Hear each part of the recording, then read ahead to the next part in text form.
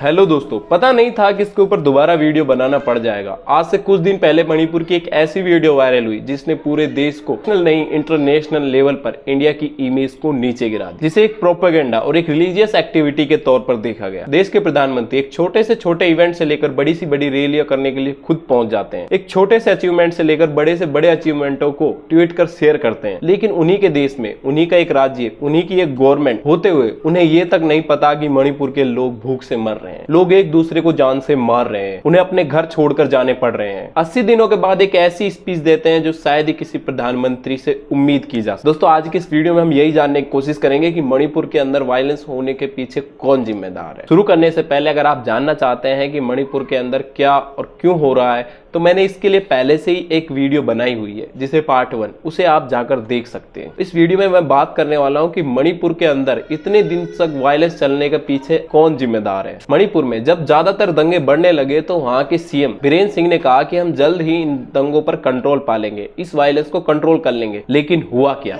एक fake news viral होने लगी कि कुकियों द्वारा मैतेई लोगों की महिलाओं की हत्या कर दी गई है और इस फर्जी खबर ने मैतेई लोगों को नरभक्षी बना दिया। इन सब के बाद एक वीडियो वायरल होने लगा जिसने बहुत से सवाल खड़े कर दिए, जिसे मुझे खुद देखते हुए शर्मिंदगी होने लगी। आखिर ये कोई इंसानियत है क्या? वीडियो में 2 महिलाओं के कपड़े उतारकर उन्हें बिना कपड़ों के उन्हें पब्लिक ही घुमाया गया, छेड़छाड़ की गई और गाली गलौचें दी गई। आपने वीडियो के बारे में सुना होगा, लेकिन आप ये नहीं जानते होंगे कि ये सब एक फेक न्यूज से शुरू हुआ था। एक 40 साल की कुकी महिला को खेतों में खींच लिया और उसके साथ रेप किया, और इसी वक्त वो लोग चिल्ला चिल्ला कर कह रहे थे, हम आपके साथ वही करेंगे जो आप लोगों ने हमारी महिलाओं के साथ किया। उनके लिए रेप करना एक बदले की तरह था। इसके अलावा मणिपुर में कई लोग मारे गए, कई घर चला दिए गए और कई मणिपुरी लोग तो अपने घर को छोड़कर जाना पड़ गया है। जब मणिपुर का ये वीडियो वायरल हुआ तो कई लोग इसकी निंदा करने लगे। ये सोशल मीडिया तक ही सीमित नहीं रहा, जबकि देश की पार्लियामेंट तक भी ये आवाज, इतना दबाव होने के बावजूद देश के प्रधानमंत्री ये बोलते। आज जब मैं आपके बीच आया हूं,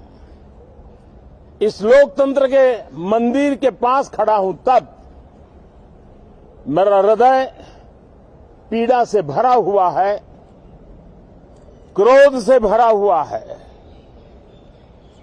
मणिपुर की जो घटना सामने आई है, इन सब के बाद मणिपुर के सीएम बीरेन सिंह इस्तीफा देने वाले थे, लेकिन पॉलिटिक्स को और डेमोक्रेसी को एक ड्रामा बनाकर रख दिया गया है नेताओं के द्वारा। राज्यपाल का घर बीरेन सिंह के घर से मात्र 200 मीटर दूर है, लेकिन बीरेन सिंह ने अपने सभी एमएलए को बुलाया और एक काफिला तैयार, और वो राज्यपाल के घर की तरफ जाने ही लगे कि अचानक से उनके सपोर्टर्स उनके रास्ते में आ जाते और उन्हें रोक देते हैं और उनके इस्तीफे पत्र को फाड़ देते हैं। बीरेन सिंह इन सब की बात को मानकर वापस घर चले जाते हैं और शाम को ट्वीट करके बोलते हैं कि मैं अब इस्तीफा नहीं दे रहा हूँ, क्योंकि मेरे लोग नहीं चाहते हैं कि मैं इस्तीफा दूं। क्योंकि ऐसा ड्रामा दोबारा भी हो सकता है, क्योंकि डेमोक्रेसी को एक मजाक बना के रखा हुआ है। मणिपुर 80 दिनों से जल रहा है। मणिपुर में इस वायलेंस की शुरुआत 3 मई से शुरू हुई थी। 29 जुलाई 2023 को 70 दिन बीत जाने के बाद भी ये वायलेंस रुकने का नाम नहीं ले रहा है। इस दौरान प्रधानमंत्री आखिरकार बोले तो उन्होंने मणिपुर के ऊपर 36 सेकंड का एक शाही भाषण दिया, वो भी तब जब हाई कोर्ट ने खुद एक्शन लेने के बाद एक नोटिस जारी किया। एक देश के प्रधानमंत्री जिसे 80 दिनों तक ये नहीं पता था कि उसके एक स्टेट में जहां उसकी खुद की सरकार है वहां दंगे हो रहे हैं, लोग मर रहे हैं, खाने के लिए तरस रहे हैं, लेकिन उन्हें अचानक से याद आता है कि एक बहुत बड़ी दुख की बात है। उन्हें इसके लिए गुस्सा आ रहा है, वो खुद को शर्मिंदा महसूस कर रहे हैं। उन्होंने मणिपुर के बारे में कोई खास बयान नहीं दिया था, बल्कि उन्होंने खुद की मन की बात। ये वही पीएम है जिन्होंने शबाना आजमी की चोट और मणिपुर के एथलीटों के देश के लिए मेडल जीतने पर ट्वीट किया था। ये वायरल वीडियो पिछले हफ्ते या पिछले महीने का नहीं है,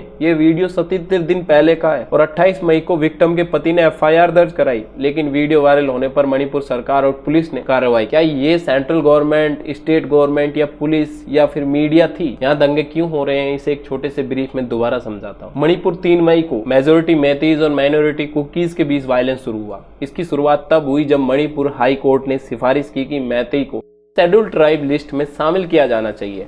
मणिपुर हाई कोर्ट के जस्टिस ने राज्य सरकार को कहा कि उन्हें 4 हफ्ते के भीतर इसके बारे में कुछ करना चाहिए। इन सब के बाद वायलेंस शुरू हो गई और 2-3 दिन में करीब 60 लोग मारे गए। 5 मई को 5 दिनों के लिए इंटरनेट बंद कर दिया गया और धारा 144 लगा दी गई। मणिपुर वासी लंबे समय से इस वायलेंस से जूझ रहे हैं, लेकिन ये बात पूरे देश को 19 जुलाई को समझ में आई जब ये वीडियो वायरल हुआ। मणिपुर का एक शर्मनाक वीडियो वायरल हो गया। अब आप पूछोगे कि इतने दिन से स्टेट गवर्नमेंट क्या कर रही थी? यहाँ कुकीज ने कहा कि मुख्यमंत्री एक कम्युनिटी के पक्ष में फैसला ले रहे हैं। समस्या ये है कि मणिपुर में मेजोरिटी आबादी मैतेई है। विधानसभा में भी 60 में से 40 सीटें उनका पर कब्जा है। इसका मतलब यह है कि मैतेई लोगों के पास सिग्निफिकेंट पॉलिटिकल पावर है। हमने पिछले वीडियो में इन सब के बारे में डिटेल से बात की है। अब आप सोचेंगे न तो सीएम कुछ कर सकते हैं, ना ही पुलिस, ना ही आर्मी और ना ही आईएएस अधिकारी, लेकिन सेंट्रल गवर्नमेंट इसे रोक सकती है। गवर्नमेंट के सपोर्टर्स का दावा है कि अलग प्रधानमंत्री ने कोई ऐसा स्टेटमेंट नहीं दिया है, लेकिन ऐसा भी नहीं है कि वो कुछ कर नहीं रहे हैं। वायलेंस शुरू होते ही मणिपुर में असम राइफल को तैनात कर दिया गया। गृह मंत्री अमित शाह खुद मणिपुर का जायजा लेने के लिए वहां गए। उन्होंने कुकीज और मैतेई लोगों से मुलाकातें। कई एक्सट्रीमिस्ट ग्रुपों ने मणिपुर के हाईवेज को ब्लॉक कर दिया, लेकिन यहाँ सेंट्रल गवर्नमेंट ने उन्हें दिलासा दिलाया कि वो जरूरत की सभी चीजों को वहां तक प्रोवाइड कराएंगे। वहीं कई रिपोर्टर्स ने तो ये भी कहा कि सेंट्रल गवर्नमेंट ने कई मेडिकल टीमें मणिपुर के अंदर भेजी हैं। अब यहाँ बहुत से सवाल आते हैं कि इन सब के बाद भी क्या इंडियन गवर्नमेंट ने अपनी जिम्मेदारी पूरी की है। गृह मंत्री अमित शाह के दौरे से कोई खास फायदा नहीं हुआ मणिपुर को। वो 4 दिनों तक मणिपुर में रहे, लेकिन वो टोटली अनयूजुअल था। अमित शाह ने वादा किया कि जब वो उन लोगों से मिलेंगे तो इन दोनों ग्रुपों के बीच जो ये वायलेंस हो रहा है उसे खत्म कर देंगे। इन सब के बाद भी यही वायलेंस जारी रहा और यहाँ कुछ भी ऐसा नहीं हुआ कि इसे खत्म किया जा सके। यहाँ कुकीज और मैतीज ने कहा कि अमित शाह के दौरे का हमें कोई फायदा नहीं हुआ है। कोऑर्डिनेटर समिति और एक मणिपुर इंटीग्रेट एक निकाय है जो मैतीज को रिप्रेजेंट करता है। कि मीडिया कोऑर्डिनेटर ने कहा कि अमित शाह ने उनसे वादा किया था कि वो 10 से 15 दिन बाद वापस आएंगे, लेकिन अमित शाह मणिपुर नहीं लौटे। केंद्र सरकार ने कहा कि हिंसा के बावजूद मणिपुर भेजने की कोई कमी नहीं होगी, लेकिन इन सब के बाद कई मणिपुर लोग भूख से मर रहे हैं। एक लोकल मीडिया हाउस के मुताबिक सेंट्रल गवर्नमेंट जानबूझकर इस वायलेंस को नहीं रोकना चाहती है। उनका कहना है कि मणिपुर में लंबे समय से सेपरेटिस्ट ग्रुप थे, वो एक इंडिपेंडेंट मणिपुर बनाना चाहते हैं। एक रिपोर्टर्स के मुताबिक इंडियन गवर्नमेंट ने सबसे पुरानी नीति का इस्तेमाल किया है, फूट डालो राज करो, जो अंग्रेजों ने किया था। इससे सेपरेटिस्ट ग्रुप का इफेक्ट कम होगा और कुकी और मैतेई को अपनी सुरक्षा के लिए भारत सरकार पर डिपेंड रहना होगा। अब ये थ्योरी महज एक जर्नलिस्ट की राय है, लेकिन हम कह सकते हैं कि केंद्र सरकार ने अपनी जिम्मेदारी नहीं निभाई। लेकिन हमारे लोकतंत्र में एक चौथा स्तंभ भी है जिसके बारे में हर कोई बात करता है, मीडिया को इस बात में इंटरेस्ट है कि एक लड़के ने को पबजी खेलते हुए एक पाकिस्तानी लड़की से प्यार हो गया और इसके बाद उसके और भी अदर कॉन्टेक्स्ट होते गए। वो कहते हैं क्या सीमा हैदर ने अपना धर्म बदल लिया, उसने इस्लाम धर्म छोड़ दिया और हिंदू धर्म अपना लिया। ये हमारे मेन स्ट्रीम मीडिया के हाल है। इन सबसे पहले कई ऐसे बहुत से पत्रकार थे जिन्होंने खूब चिल्ला कर कहा कि जितना हो सके मेन स्ट्रीम मीडिया में मणिपुर वायलेंस को दिखाया जाए, लेकिन ऐसा नहीं हुआ। लेकिन यह मेन स्ट्रीम मीडिया भी किसी और के बारे में बात, लेकिन मैं यहाँ ऐसी बहुत सी बातें बोल सकता हूँ जो यूट्यूब पॉलिसीज के खिलाफ है और एक छोटा सा चैनल जो बनने से पहले ही बिगड़ जाएगा। लेकिन यहाँ ऐसे बहुत से न्यूज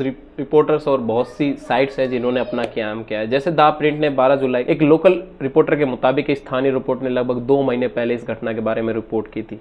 आर्टिकल के तौर पे बताया कि उन महिलाओं के साथ किस तरह अब्यूज किया गया, लेकिन किसी को क्या परवाह थी क्योंकि मेन स्ट्रीम मीडिया अपने मजे कर रहा था। और जब ये खबरें मेन स्ट्रीम मीडिया तक पहुंची तो उन्हें इसे कम्युनलाइजेशन एक एंगल दिया। इस वीडियो के वायरल होने के मणिपुर पुलिस ने इस मामले में पहले शख्स को गिरफ्तार किया और मामलों में इम्फाल पुलिस ने अब्दुल नाम के एक शख्स को गिरफ्तार किया। मशहूर समाचार एजेंसी ANI ने दोनों मामलों को मिलते हुए कहा कि अब्दुल ने अपराध किया है। कई बीजेपी सदस्यों ने अब्दुल खान पर आरोप लगाए, लेकिन मैं यहाँ किसी का बचाव नहीं कर रहा हूँ। लेकिन आप यहाँ एक बड़ी न्यूज एजेंसी हो और आपको पता है कि इस वक्त देश में कितना गर्म माहौल है, तो आपको कम से कम कुछ फैक्टों की तो जांच करनी ही चाहिए ताकि हमारे देश का माहौल खराब ना हो। मणिपुर के इस वायलेंस के लिए